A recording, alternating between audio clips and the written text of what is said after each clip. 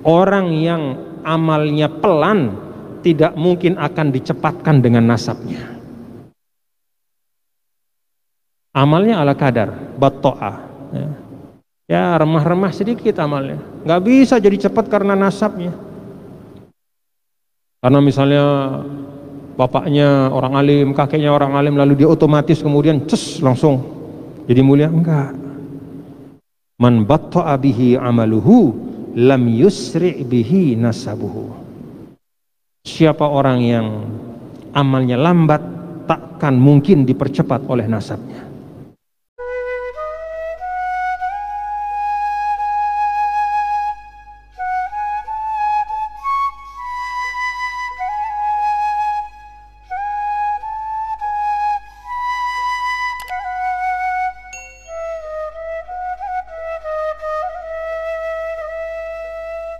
Qul atuhajjunana fillah, katakanlah apakah kalian hendak mendebat kami ya fillah tentang Allah ya. Wa huwa rabbuna wa rabbukum, padahal dia adalah Tuhan kami dan Tuhan kalian ya, Tuhan kita satu yaitu Allah Subhanahu wa taala. Apa yang dimaksudkan dengan atuhajjunana fillah ya? Apakah kalian hendak berdebat tentang Allah, tentang agama Allah? Nah, kalau kita baca ayat sebelumnya kan ada di situ ya, bapak-bapak saudara, orang-orang Yahudi itu ya, mereka selalu mengatakan diri mereka lebih baik. Sebabnya ada 3. Pertama, intisaban. Mereka merasa bahwa nasab mereka itu lebih pas. Jadi agama Yahudi, nabi-nabi mereka itu, menurut mereka tuh, kami ini kan memang sudah dari kelompok yang banyak nabinya, kira-kira gitu, nasabnya ya. Kan nyambung tuh, dari Nabi Isa alaihissalam ke atas terus, Nabi Musa terus, sampai Nabi Yakub, Nabi Yusuf, Nabi Yakub, Nabi Ibrahim, kan gitu, Nabi Ishak, Nabi Ibrahim, kan begitu. Ya, nasab, jadi dia ngandalin nasabnya. Sedangkan kalau Muhammad ini kan memang betul dia anaknya keturunan dari katakanlah Nabi Ismail gitu ya. Tapi kan kalau dilihat dari pohonnya banyakkan kita nabinya, kira-kira gitu. Jadi dari sisi nasab. Nenek moyang, ini nenek moyang ya. Mereka tuh mengandalkan nama besar dari nenek moyangnya. Karena itu mereka mengatakan agama Yahudi, agama kami ini lebih baik. Satu sebabnya. Yang kedua, nabi kami itu lebih dulu gitu kira-kira. Kan Yahudi itu bernabi kepada Nabi Musa duluan ya. Generasinya lebih dulu. Sedangkan ini Nabi Muhammad ini kan baru-baru nih. Tentu lebih mulia yang duluan, kira-kira gitu. Kemudian yang ketiga, kitab kita juga lebih dulu. Taurat dibandingkan Al-Quran kan lebih dulu ada Taurat. Nah inilah yang kemudian diluruskan oleh Allah Subhanahu wa taala,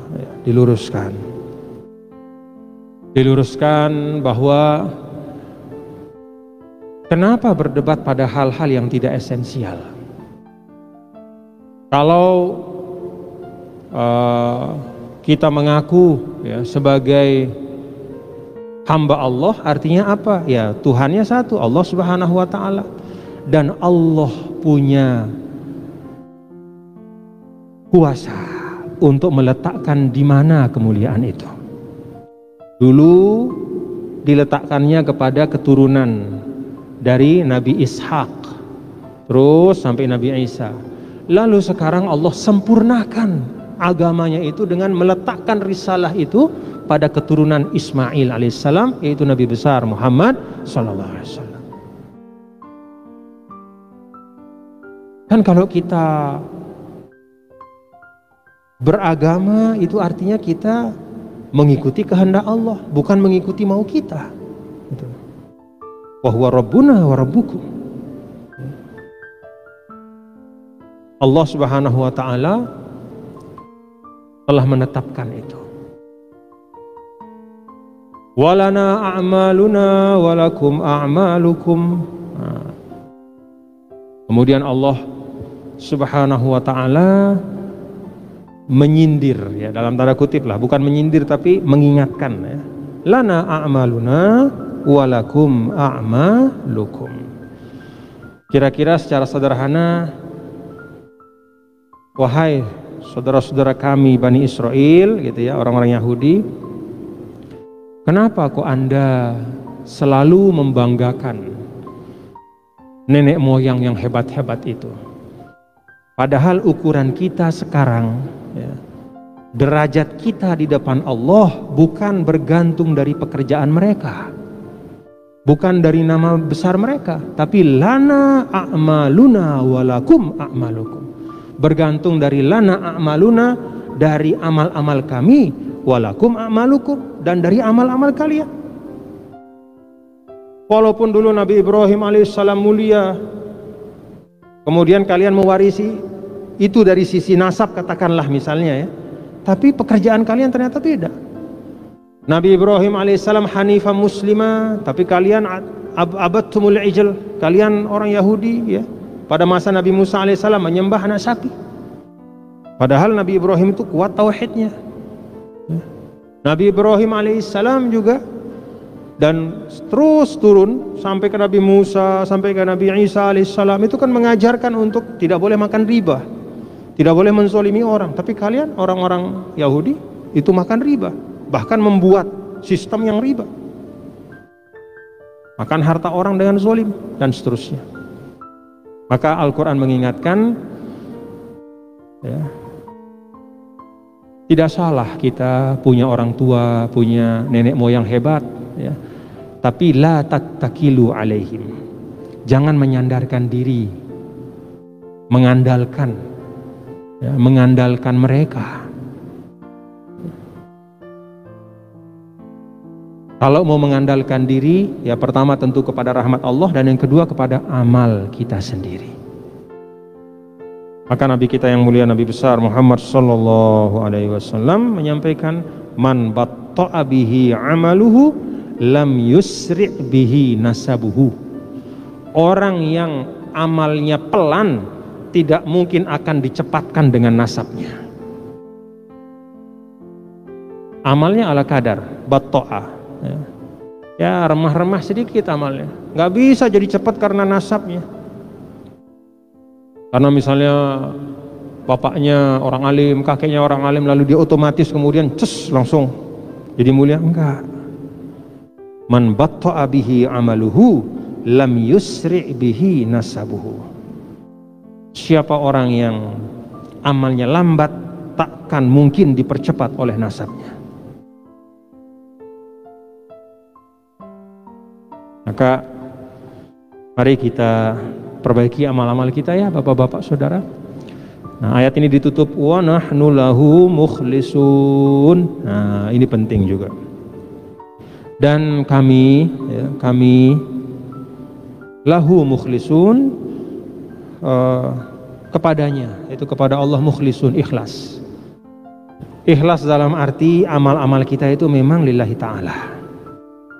Nah, bapak-bapak saudara sekalian, banyak sekali ayat, ya, di dalam Al-Quran itu yang mengingatkan tentang pentingnya keikhlasan, ya, dalam beramal. Kan amal itu ada dua hal, ya, di dalam pekerjaan itu. Yang pertama adalah an-niyatu, dan yang kedua al-amalu, niatnya dan pelaksanaannya. Apa hubungan antara niat dengan pelaksanaan, bapak-bapak saudara? Ya. Niat, ya, itu terkait dengan status amal itu di sisi Allah. Ini niat, ya. Sedangkan pelaksanaan itu biasanya terkait dengan kemanfaatan di dunia. Maka kalau ada amal, misalnya amal apa tuh? Misalnya ngasih uang ke orang, misalnya nih, keluarin uang dari kantong lalu kasih, nih, entah dikenal entah tidak dikenal, kasih uang, misalnya 50.000. Kalau dia memberikan uang itu tidak dengan niat karena Allah, ya, tidak ada hadir Allah di hatinya, ya dia ngasih itu dia kasihan aja, ya, mungkin perlu ya nih kasih uang. tapi tidak ada hadir Allah ya, di dalam hatinya. Misalnya karena dia tidak beriman, dia tidak punya agama, katakanlah ya, dia tidak beragama nih, tapi dia senang memberi. Dia kasih orang, nih uang, oh banyak itu orang tidak beragama, murah, bangun ini, bangun itu, kasih orang miskin ini itu. Ketika dia memberi, ya ketika dia memberi, tidak ada hadir Allah di hatinya, tidak ada niat karena Allah, bukan karena dorongan sebagai seorang yang beriman, ya. Maka dia tidak berhak minta apa-apa di sisi Allah nanti. Kan tidak ada Allah hadir dalam dirinya ketika dia berniat. Bahwasannya amalnya itu baik, iya, dalam arti orang dapat manfaat di dunia. Dan bahkan bisa jadi dia juga dapat manfaat di dunia. Apa manfaat buat dia? Namanya jadi nama baik. Orang nyebut-nyebut namanya, wah itu si ini dermawan, wah si ini orangnya itu baik, wah orang ini dia peduli, oh orang ini murah hati. Nah, itu sudah dapat ganjarannya dia di dunia. Orang yang diberikan itu dapat manfaat dengan apa yang dia berikan, dan dia juga bisa jadi dapat manfaat di dunia dengan nama baik, tapi dia tidak usah berharap. Ya. Kalau kata ulama, tidak dapat apa-apa nanti di sisi Allah, karena memang dia melakukan itu bukan karena Allah.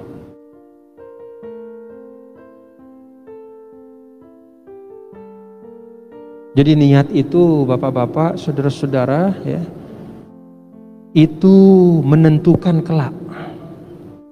Ya. Kalau tidak ada hadir Allah dalam amal kita, tidak ada niat karena Allah, atau ada niat tapi bukan karena Allah, nah, apalagi itu ya, dia niatnya adalah supaya dipuji, nah dapat dia pujian di dunia, jangan harap nanti dapat di sisi Allah gitu. Jadi kalau ada orang bertanya misalnya gini, nih apa namanya Ustadz atau ya, Tuan Guru gimana, kan banyak orang-orang baik tuh ya, kan kita baca di koran-koran ya bapak-bapak ya, lihat di TV, kan banyak orang-orang baik itu dia bukan muslim gitu kan, dia tidak beriman ya, orang-orang ateis misalnya ya, di mana dia entah di Uni Soviet, di Cina apa, dia ateis, dia tidak kenal agama, dia tidak mengakui ada Tuhan, tapi kan dia berbuat baik, dia kasih sedekah ya, dia kasih sumbangan ini itu apa, bagikan uangnya orang miskin, belikan rumah untuk orang miskin segala macam ya. Masa dia nanti nggak masuk surga? Kan dia orang baik.